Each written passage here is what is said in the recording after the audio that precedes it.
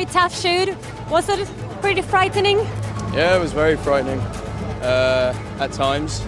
I mean, the frightening thing was imagining that these real people had been through this more than the actual shoot. I felt very safe on the shoot.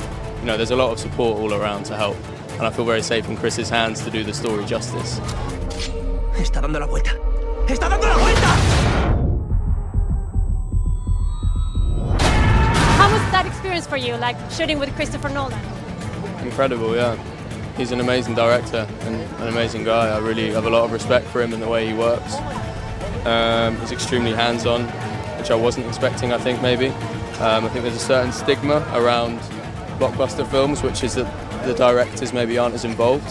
For my first film, I can't really see that stereotype coming to light with Chris at all. ¿Dónde vamos? A Dunkerque.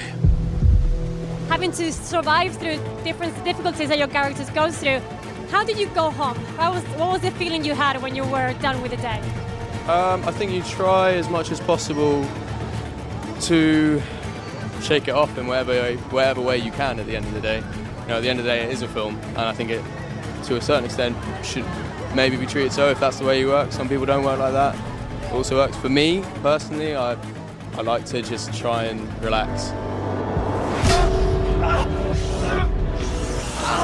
It's not really the kind of story that most people would think of. I think Chris had wanted to make a film about it for a long time because it's such part of British history in terms of we learn about it a lot from a very young age.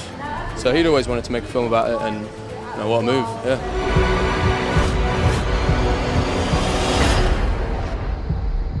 Casi se puede ver desde aquí. ¿Qué? Nuestro hogar.